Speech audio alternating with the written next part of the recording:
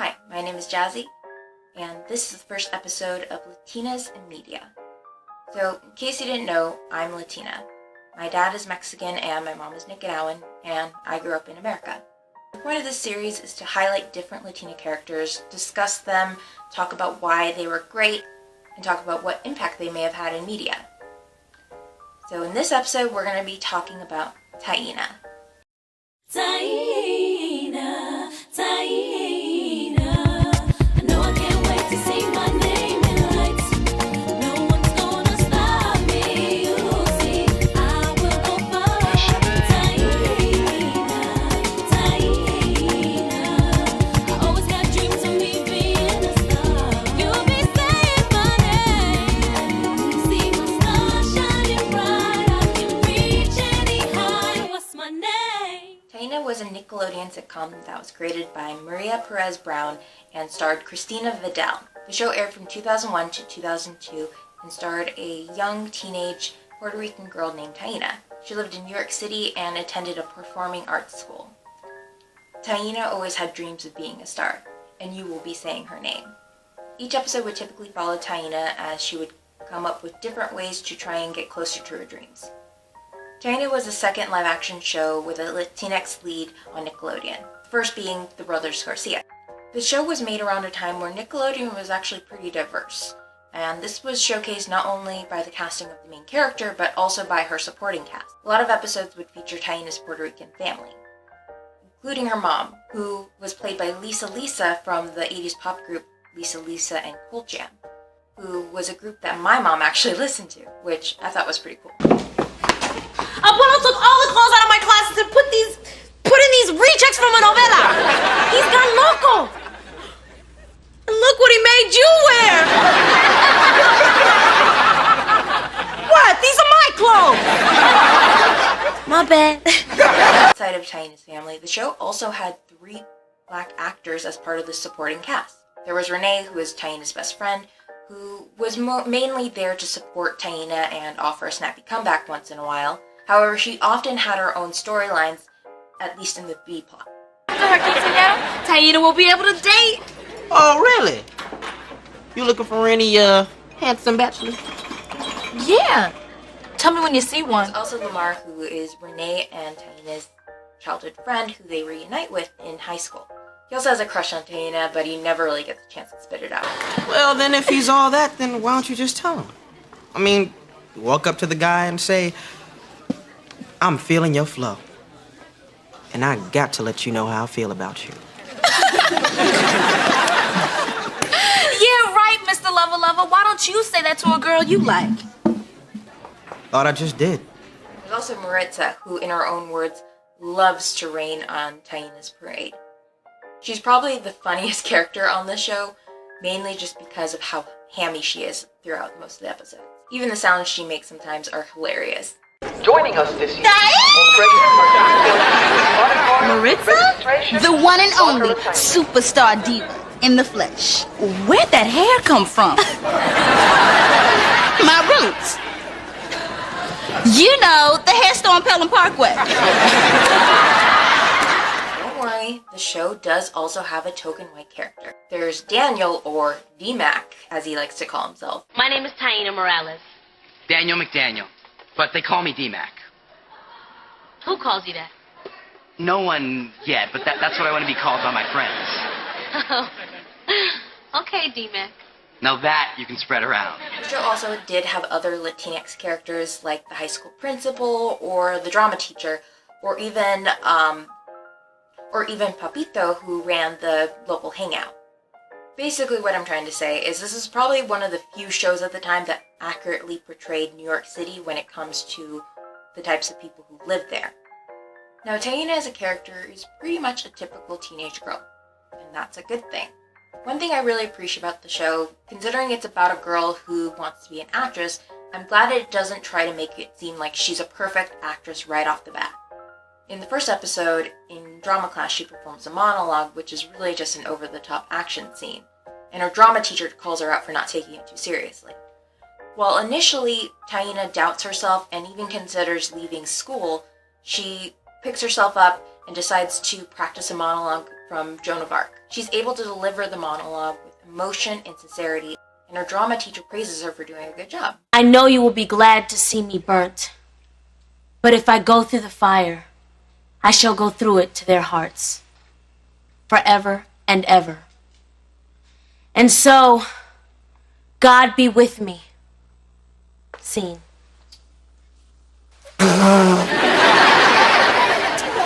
It wasn't rooftop cop, but I was touched. Now that's a monologue worthy of an actress. Good work, Taina. Taina is determined to become a famous singer/actress. She's also very loyal to her friends. In the episode Mascara, she has an opportunity to become part of a girl group played by 3LW. But when they start to discourage her from hanging out with her best friend Renee, she decides to leave the group. And the people you consider Klingons are the people I love the most. I would never leave my best friend on the way to the top. That's not who I am. Fame and fortune is nothing without the people you love the most to share it with. Tia, do you know where you're going to? My name is Taina, and I know exactly where I'm going. Gia, Leah, and Rhea. See ya. I wonder if Naturi Naughton wished she left 3LW earlier in hindsight. Oh well. Some episodes did show how Taina's determination to become a star could cause her to get into some wacky situations with her and her friends. In a season 1 episode called Big Break, Taina comes up with a plan to get Robert De Niro to notice her at an event he's attending. Her plan is to get a job with a catering company that serves people on skates for some reason, and basically perform a monologue with her choking on chicken bone, also for some reason, in order to show Robert De Niro that she could play his daughter.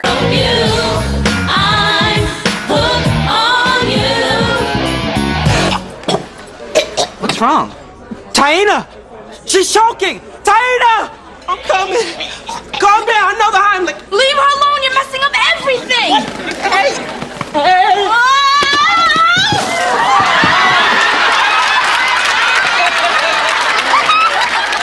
What? Then in an episode of season 2, in an episode called Crouching Actor Hidden Chicken, Taina pretends to be a tough street girl in order to get a role in a boxing movie. Unfortunately, this results in her having to fight an actual female boxer and getting injured in the process.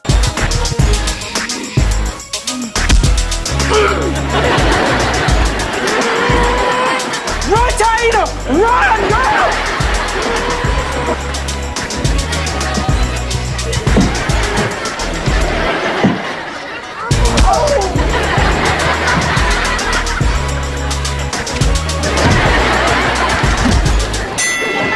Taina's Puerto Rican heritage often comes up in the show. In fact, Taina's name comes from the female form of the Taino tribe, which is an indigenous tribe in Puerto Rico. There's even an episode dedicated to Taina's quinceañero or quinceañera, depends on which culture. It's kind of called either one, but they call it quinceañero in this episode.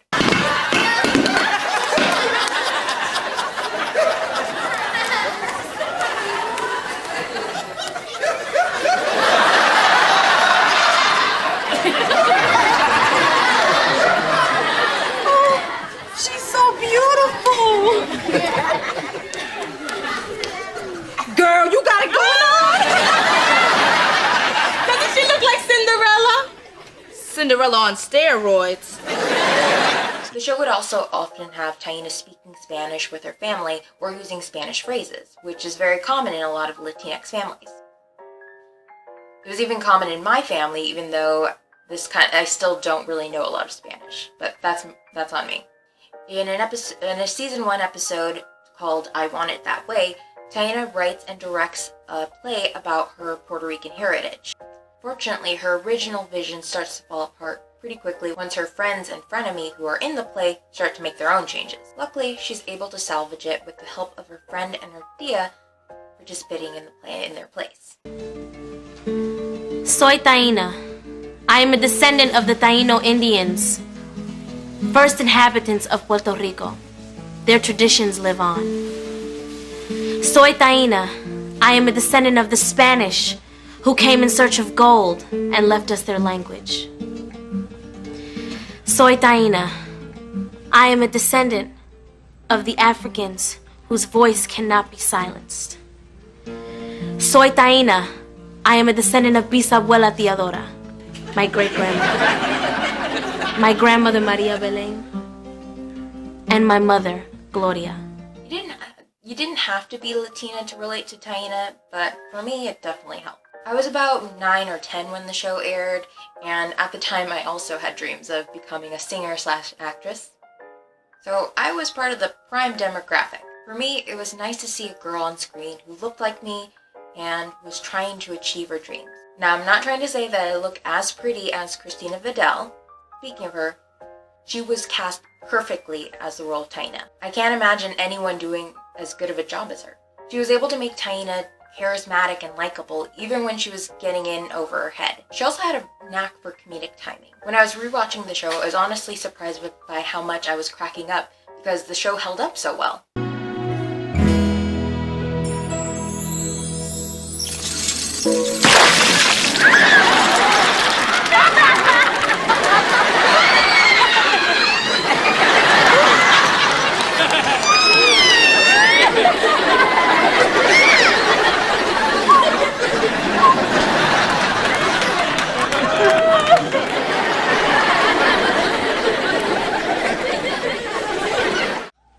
You cannot take fantasia! Oh, yes, I can. No, get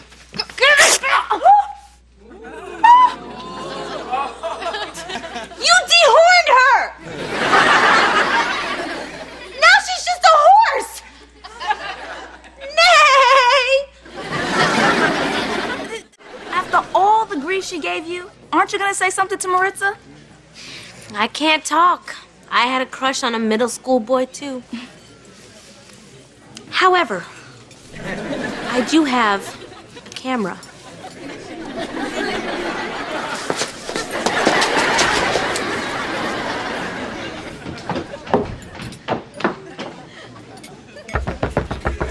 Say potty training!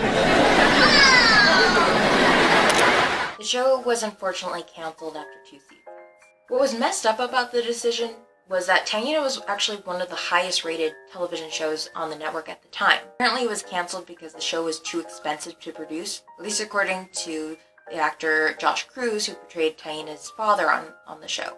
It's also been said that the show was canceled because it only appealed to girls, which doesn't really make sense because I'm pretty sure there were a lot of guys who watched the show at the time. Even if a show only appeals to girls, that's still not a good excuse to cancel it.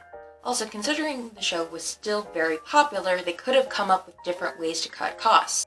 By season 2, they were already cutting down the amount of dream fantasy sequences in the show, which I'm pretty sure is probably where a lot of the money was going. So they could have just done less fantasy sequences, because they didn't need it for every episode. Some episodes did pretty well without it. I mean, don't get me wrong, they were fun and a lot of the songs did slap, but like I said, wasn't essential for every episode.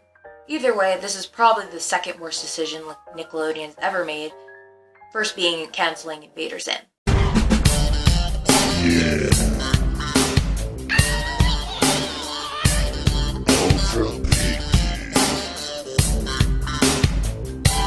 The good news is it's been 20 years since the show first aired, and it's still remembered fondly. And not just by me. Every so often I see the show brought up on social media, and every time I see that, it just clicks down that... It just hits that nostalgia button in my heart.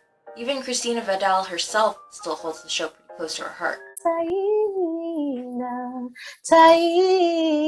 Now, in an interview with Teen Vogue, Vidal had an excellent quote about Latinx representation that I want to read. Just because someone is Latino doesn't mean they know everything it means to be Latino. One of my friends who's Mexican and I share stories about how we grew up, and we see so many similarities from our habits and how we cook. But then, there are other times when we realize differences, like a word we use in Puerto Rico meaning something completely different in Mexico. And I think it just nails on the head why it's very important to have different representations of Latinx communities on screen. Just having one isn't enough. We need to have different types of representing different cultures because there are different types of Latinx cultures. So the more representation there is, the more likely that each culture gets to be seen. So anyway, this was the first episode of Latinas in Media.